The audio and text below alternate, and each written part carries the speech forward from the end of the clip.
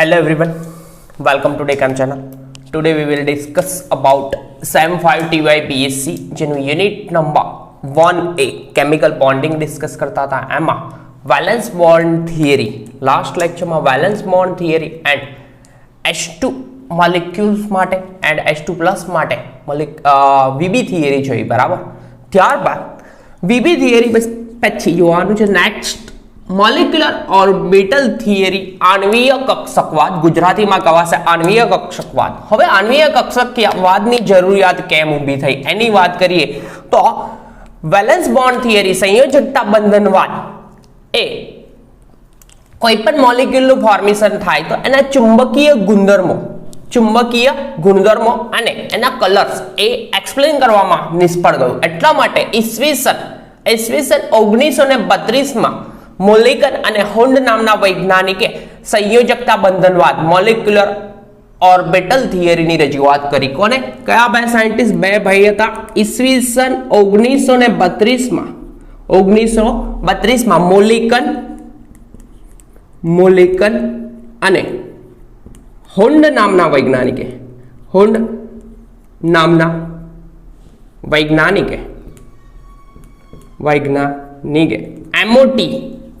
MOT means આણ્વીય કક્ષકવાદ molecular orbital થિયરીની રજૂઆત કરી. આણ્વીય કક્ષકવાદની રજૂઆત કરી. બરાબર, સિમ્પલ થિયરી છે.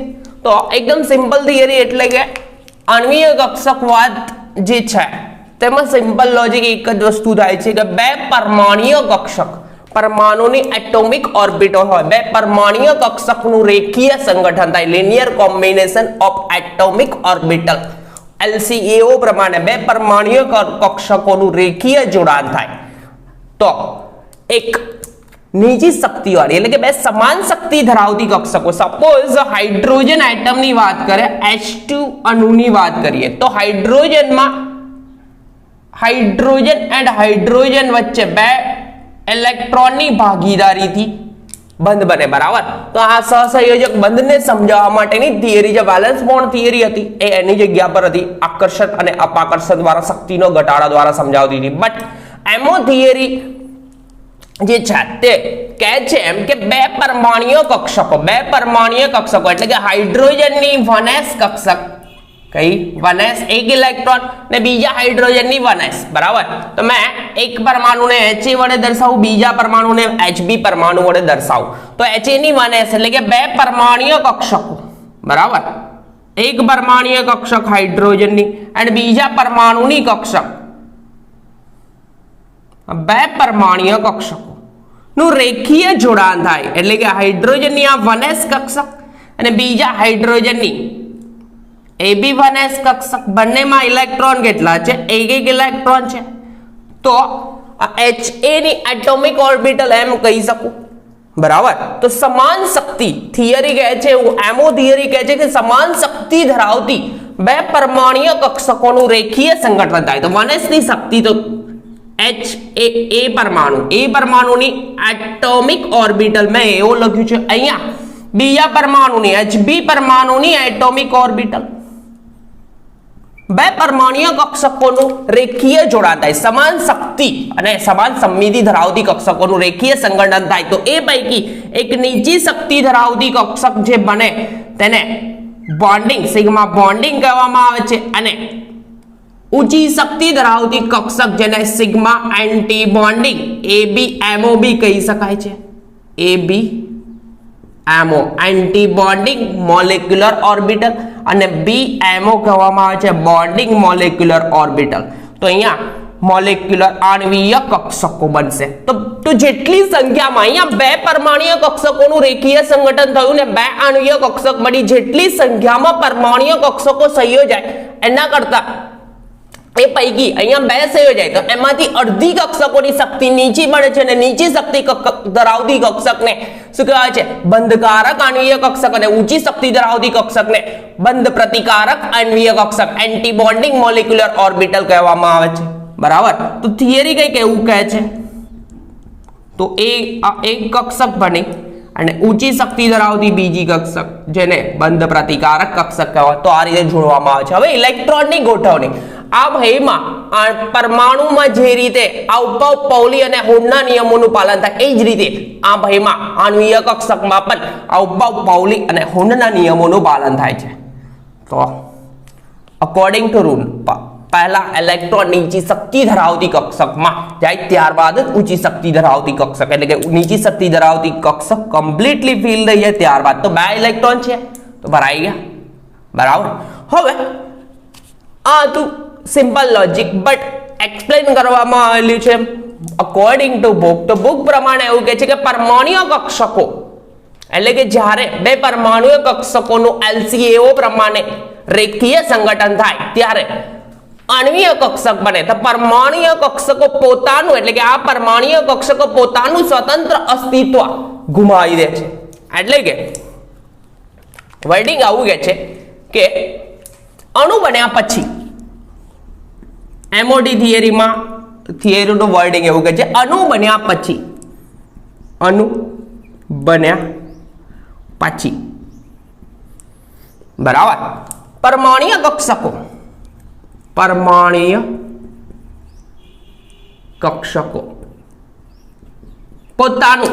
પોતાનું સ્વતંત્ર અસ્તિત્વ ગુમાવી દે છે. કક્ષકો પોતાનું સ્વતંત્ર અસ્તિત્વ ગુમાવે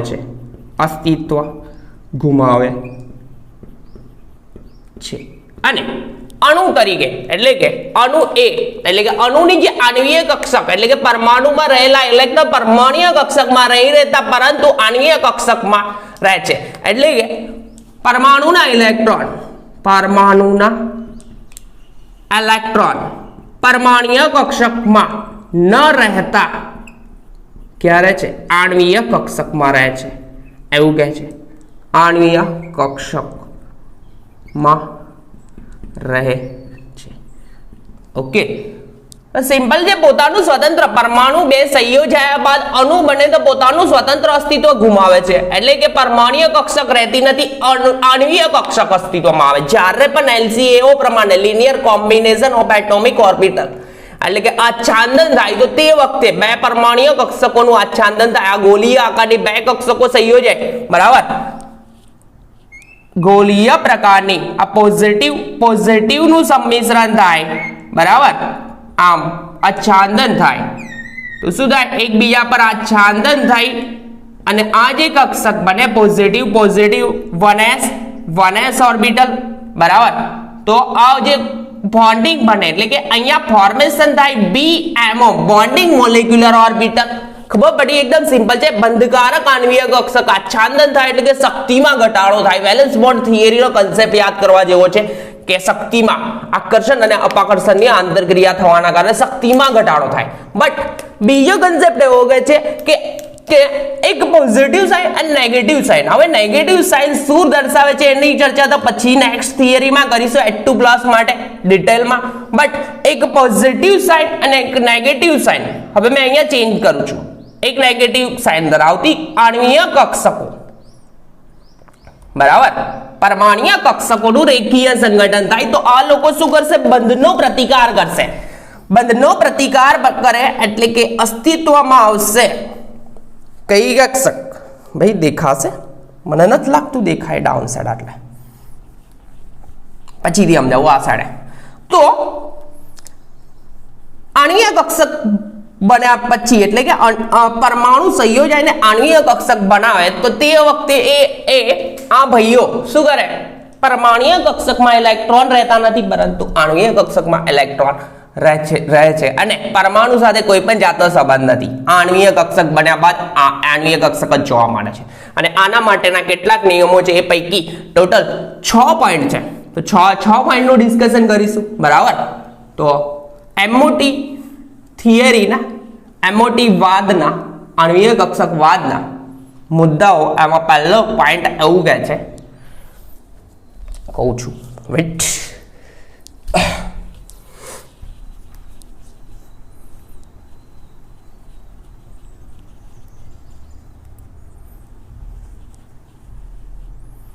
હા તો ભૂસવાનો નથી મેં બરાબર છે. તો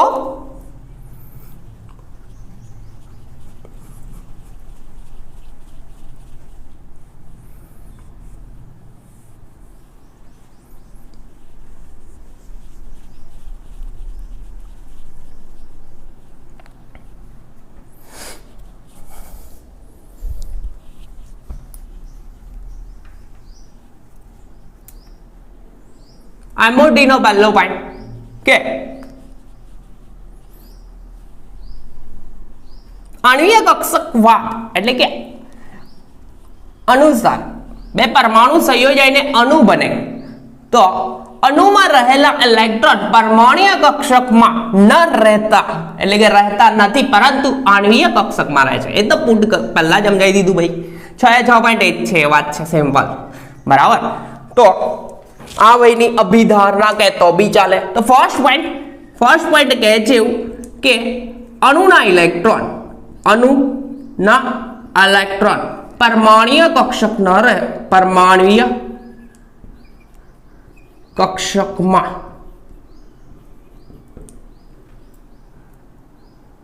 ન રહેતા આણ્વીય કક્ષકમાં રહે છે.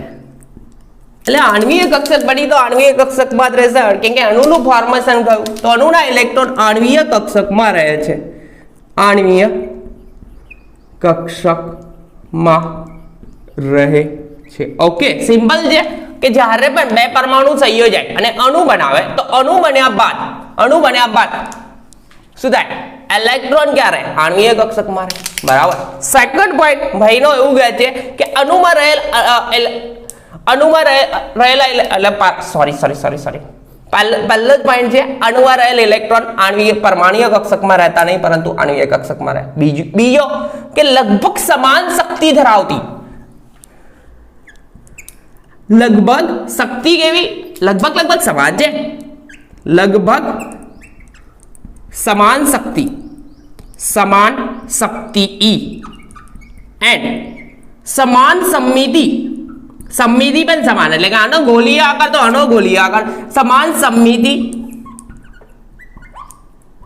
ધરાવતી પરમાણ્વીય કક્ષકોનું રેખીય સંગઠન થાય. કાં તો અંદર વર્ડિંગ લખ્યું છે આચ્છાદન થાય. બરાબર. સમાન શક્તિ ધરાવતી સમાન શક્તિ અને સમાન સમમિતિ ધરાવતી પરમાણ્વીય કક્ષકનું શું થાય સંમિશ્રણ અથવા આચ્છાદન થાય છે. સંમિશ્રણ થાય છે એટલે કે જે શક્તિનો તફાવત મોટો હોય. બરાબર. કોઈ એક 1s હોય અને એક 3p હોય તો નહીં થાય. ખબર પડે શક્તિનો તફાવત વધારે પડતો કારણ કે આઉટર સેલ દૂર જતો જાય. બરાબર. શક્તિનો તફાવત જેમ જેમ મોટો થતો જાય તો આ લોકોનું સંમિશ્રણ નહીં થાય. અને બીજું સમમિતિ પણ સમાન હોવી જોઈએ એટલે કે સમાન સમમિતિ ધરાવતી કક્ષકો s નો ગોળીય આકાર તો ગોળીય આકાર ધરાવતી કક્ષક સાથે સંમિશ્રણ થાય. બરાબર. તો સમાન શક્તિ અને સમાન સમમિતિ ધરાવતી કક્ષકોનું શું થાય છે સંમિશ્રણ થાય છે. અને આણ્વીય કક્ષકો જ્યારે બને ત્યારે પરમાણ્વીય કક્ષકના કેન્દ્ર સાથે કોઈ લેવા દેવા નથી. એટલે કે પરમાણ્વીય કક્ષક બે પરમાણુ જોડાય અને શું કહેવાય આ સપોઝ બે આણ્વીય H2 અણુ બન્યો તો એક પરમાણુનું કેન્દ્ર અને આ બીજા પરમાણુનું કેન્દ્ર એ બે વચ્ચે આચ્છાદન થયું તો આમાં બે કેન્દ્રો સાથે સંબંધિત રહે છે. બે કેન્દ્રો એટલે કે અણુના કેન્દ્ર સાથે અને આ બે કેન્દ્રો એટલે કે બે કેન્દ્ર હોય કે 3 પરમાણુ સંયોજાય તો ત્રિકેન્દ્રિત એટલે કે બહુકેન્દ્રિત પરમાણુ અણુ સાથે સંબંધિત હોય છે. તો આણ્વીય કક્ષકો કહેવા એવું માંગે છે આણ્વીય કક્ષકો કોઈ એક પરમાણુ સાથે સંબંધિત ન રહેતા બધા જ પરમાણુના કેન્દ્ર સાથે સંબંધિત હોય છે. એટલે કે જેટલા પરમાણુ સંયોજાય એના કેન્દ્ર સાથે સંબંધિત હોય છે. તો આણ્વીય કક્ષક કોઈ એક પરમાણુ સાથે સંબંધિત ન રહેતા આણ્વીય કક્ષક કોઈ એક પરમાણુ કેન્દ્ર એટલે કે એક પરમાણુ સાથે કોઈ સંબંધ જ નહીં કેમ કે અહીંયા બે સંયોજન તો બે પરમાણુ કેન્દ્ર સાથે સંબંધ ધરાવે 3 હોય તો 3 સાથે આણ્વીય કક્ષક કોઈ એક પરમાણુ કેન્દ્ર સાથે સંબંધિત ન રહેતા સાથે સંબંધિત ન રહેતા સંયોજાતા બધા જ કેન્દ્રો એટલે કે સંયોજાતા બધા જ કેન્દ્ર સાથે સંબંધ ધરાવે છે, સાથે સંબંધિત છે. ઓકે, એટલે કે એને કહેવાય બહુકેન્દ્રીય. અણુ બને તો બહુકેન્દ્રીય, બહુકેન્દ્ર એટલે કે જુદા જુદા કેન્દ્રો સાથે સંબંધ ધરાવે.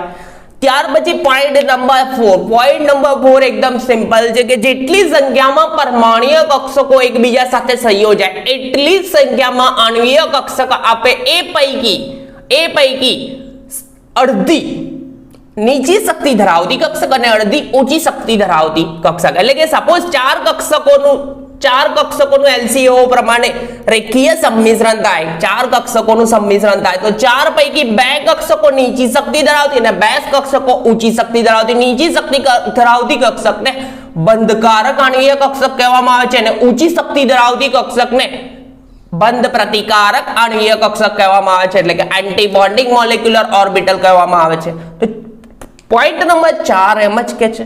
બરાબર, તો આ 3 પોઈન્ટ તો ખબર પડી ગઈ, એકદમ સિમ્પલ છે, પપ્પુ છે. બરાબર.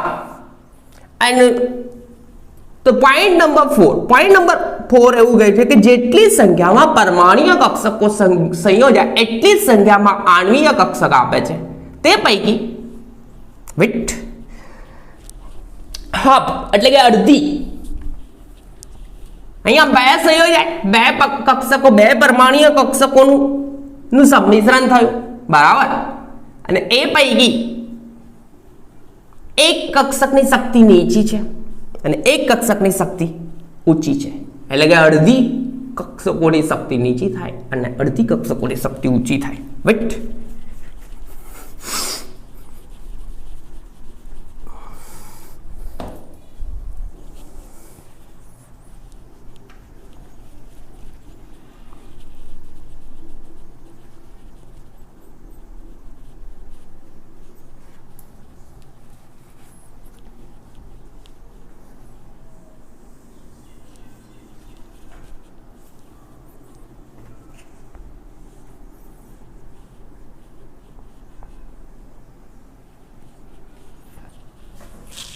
પોઈન્ટ નંબર 4 ભાઈ કહે છે એમ કે જેટલી સંખ્યામાં પરમાણ્વીય કક્ષકો સંયોજાય એટલી જ સંખ્યામાં આણ્વીય કક્ષક આપે છે. બરાબર છે. વેટ, પોઈન્ટ નંબર 4 જેટલી સંખ્યામાં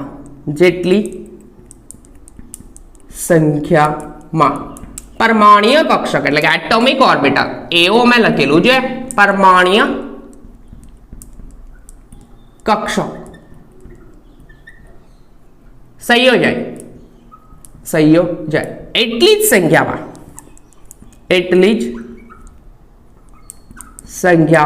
એમો આપે એટલે કે આણ્વીય કક્ષક આપે છે. ઓકે, તે પૈકી 2 પ્રકાર પડી જશે એના કે હાફ એટલે કે અડધી, તે પૈકી અડધી કક્ષકો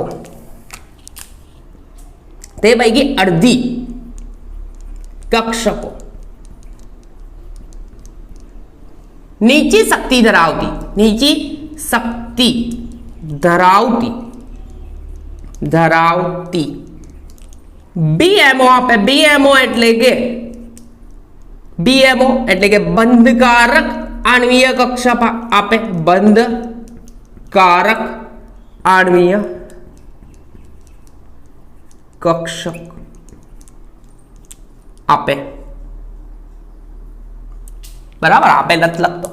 તે પૈકી અડધી હાફ છે તે બોન્ડિંગ કક્ષકો આપશે અને બીજી હાફ છે અડધી બંધ પ્રતિકારક આણ્વીય કક્ષક. એટલે કે ABMO anti bonding molecular orbital. Okay, ABMO આપે. તો અહીંયા દેખાય છે બે કક્ષકો સંયોજાય અને બે આણ્વીય કક્ષક આપી તે પૈકી અડધી એટલે કે એક કક્ષક નીચી શક્તિ ધરાવતી BMO આપી અને ઊંચી શક્તિ ધરાવતી ABMO આપી. એ પ્રમાણે જો બે કક્ષકો સંયોજાય હોય બે આ બે બે ચાર તો ચાર પૈકી બે નીચી શક્તિ ધરાવતી બોન્ડિંગ ઓર્બિટલ આપતે બંધકારક આણ્વીય કક્ષક આપતી અને ઊંચી શક્તિ ધરાવતી બંધ પ્રતિકારક આણ્વીય કક્ષક આપતી. બરાબર.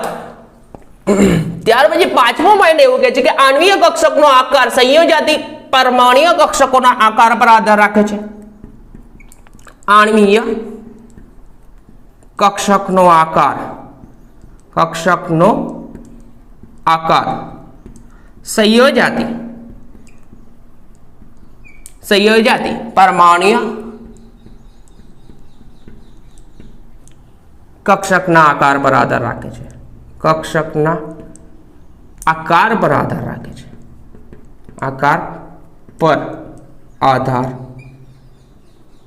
રાખે છે.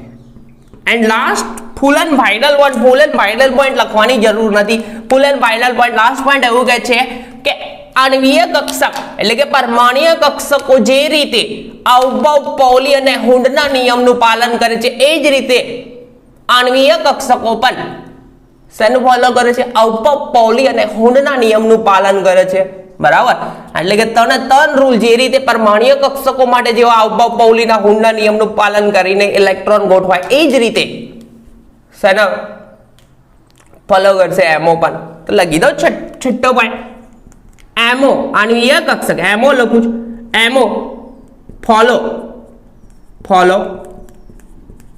અવબવ પાઉલી